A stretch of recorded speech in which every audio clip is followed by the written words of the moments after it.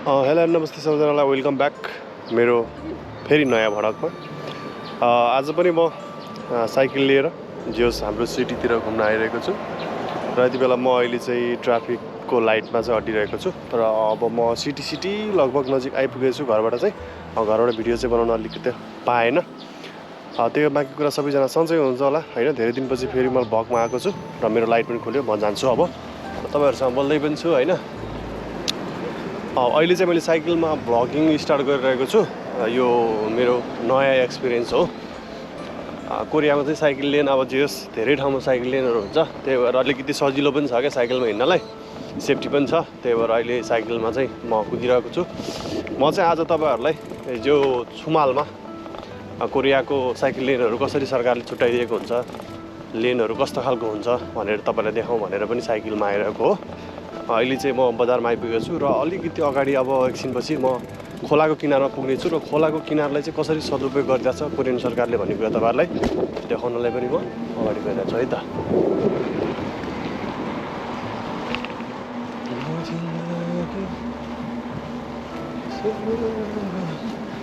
यता बाटो अलि अव्यवस्थित छ, व्यवस्थित छैन, गाडीहरू अलि त हेरेर हिँड्नुपर्ने हुन्छ। यता चाहिँ रोड सबै सेम छ।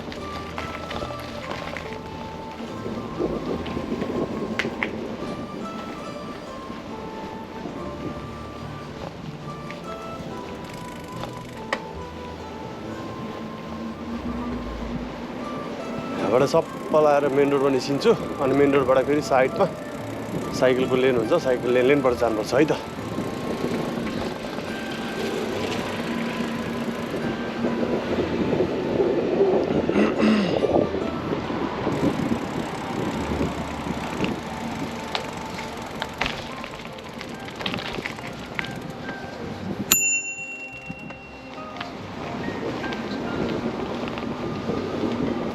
अबको लगभग 5 मिनटपछि गाइस म चाहिँ खोलाको किनारमा पुग्नेवाला छु। अहिले चाहिँ सिटी एरियामा आइपुगेको छु होइन। अब चाहिँ लगभग 5 मिनट कुद्यो भने म लगभग खोलाको किनारसम्म पुग्नेवाला छु। त्यसपछि हामी खोलाको किनार फेरि दौडिनेछौँ है त।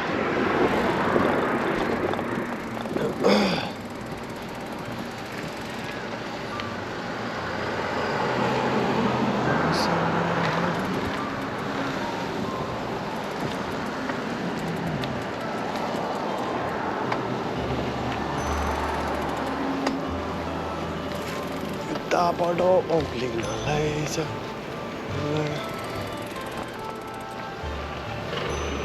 सर कुदेर साइक्लिङ गर्दै कोरियामा हिँड्न पनि रमाइलो छ है गाइस।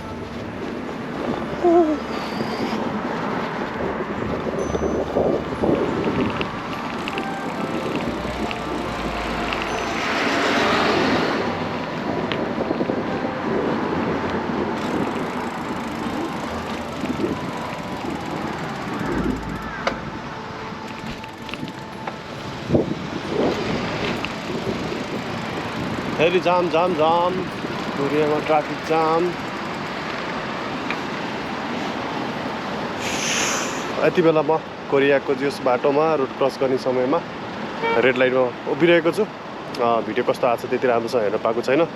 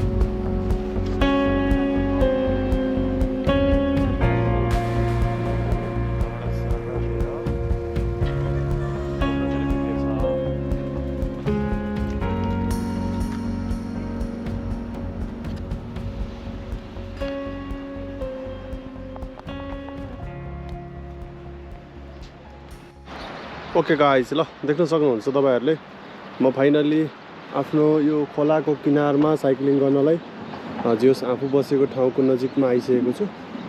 यति बेला म यहाँबाट सिटीबाट तल ओह्रालेर त्यसपछि साइकल लेनमा अनि अगाडि बढ्छु र कहाँसम्म बाटो छ भन्ने कुरा मलाई त्यति जानकारी चाहिँ छैन हैन। यो फर्स्ट टाइम आएको छु म यो ठाउँमा। कतासम्म चाहिँ यसको लेन साइकलको लेन कहाँसम्म पुग्छ थाहा भएन।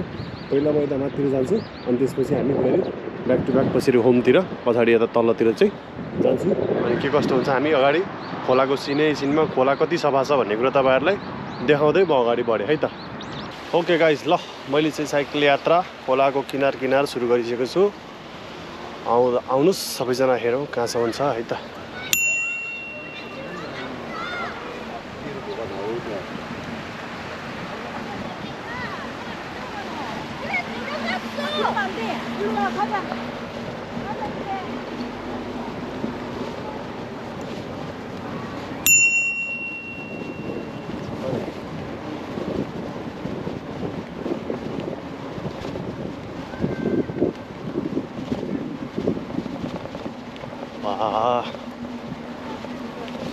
फाइनली म चाहिँ दुईटा खोला जोइनिङमा आइपुगेछु। आई थिङ्क यहाँबाट चाहिँ धेरै अगाडिसम्म बाटो रहेनछ। रहेछ क्रस गरेर जोडेको रहेछ। यो पुलले दुईटा ठाउँलाई जोडेको रहेछ है। म चाहिँ अब लेफ्टतिर लागेँ। यताबाट सायद त्योभन्दा माथि छैन रहेछ। लेफ्ट लागेर माथि चढेँ है त। यताबाट चाहिँ सिटीमा पुग्ला जस्तो छ त यार बाटो त।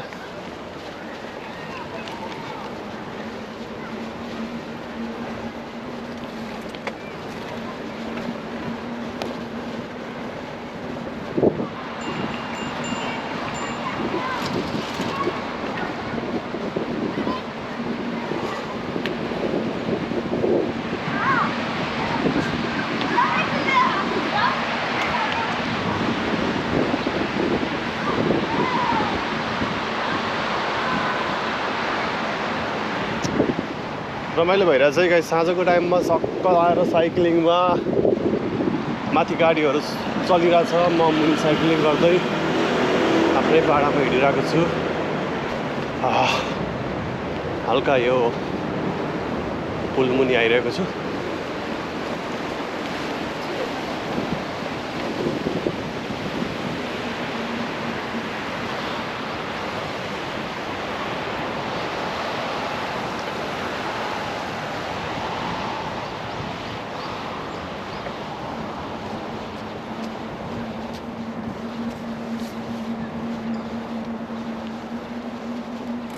त्यो बाटो चाहिँ खासै लङ छ जस्तो चाहिँ लागेन।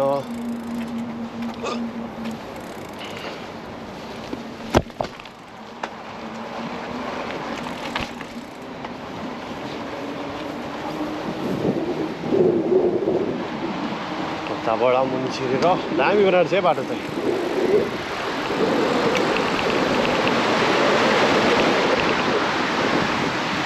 सट्टा माथि उभिएर खोलाको किनारबाट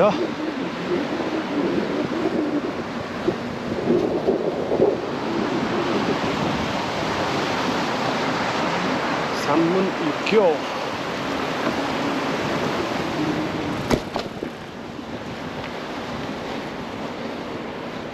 यहाँबाट चाहिँ फेरि बाटो लेन भएछ सट्टा लाएर।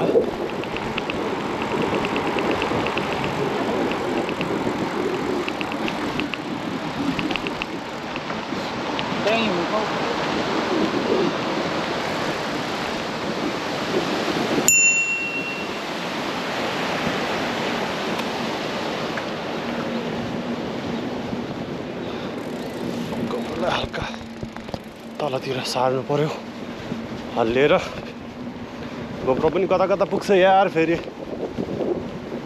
गोप्रोको स्ट्र्याप नभएर गाइस ह्यान्ड स्ट्र्याप गराएर हातमा चाहिँ लगाइरहेको छु। हेलमेट छैन अहिले। हेलमेट किन्न पर्छ। अनि हेलमेट किनेर हेलमेटमा माउन्ट गर्यो भने अनि त्यसपछि ओके गर्नुपर्छ।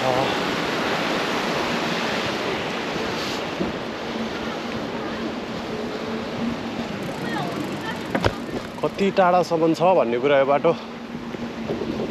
I have no idea. मलाई चाहिँ थाहा छैन, फर्स्ट टाइम आएको भएर कति माथि जान सक्छु। माथिसम्म लगेर फेरि ब्याक टु ब्याक हामी घर फर्किनेछौँ है त। यता चाहिँ हल्का उकालो रहेछ।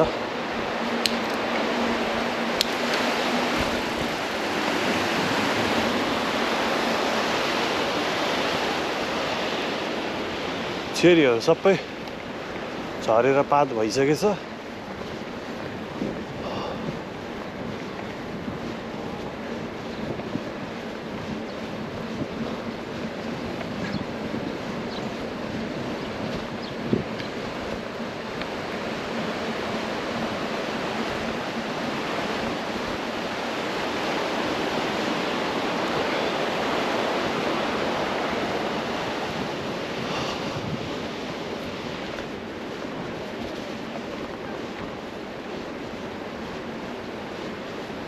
साइकलमा सरारा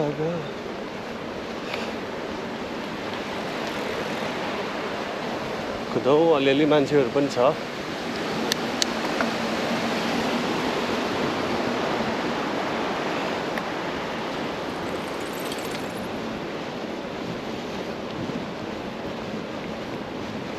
तर कोरियाले जाने हो यार गाइज। यो यस्तो खोलाको किनारमा होइन, म अहिले जति पनि हिँडिरहेको छु सबै यो खोलाको किनार हो। हल्का माथि हेऱ्यो भने मान्छे हिँड्नेहरूलाई पनि बाटो बनाइदिरहेछ। खोलाको किनारलाई यस्तो मजाले सदुपयोग गरेर मान्छेहरूलाई एक्सर्साइजको लागि दामी बनाइदिएको छ।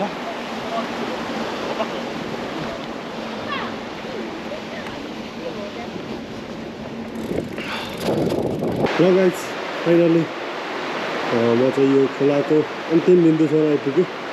योभन्दा अगाडि चाहिँ बाटो बनाएको रहेछ। सायद कति होला यो 3-4 किलोमिटर जति होला। 3-4 किलोमिटर जति होला। जस 3-4 किलोमिटर रहेछ। अनि अब मैले स्टार्ट गरेको बिन्दुदेखि तलतिर चाहिँ कति छ भन्ने कुरा थाहा भएन। अब चाहिँ म ब्याक टु ब्याक फेरि पछाडितिर फर्किँदैछु। फर्किन्छु अब त्यसपछि हामी अर्को रोडतिरबाट अब फेरि तलतिर निस्किन्छौँ है त।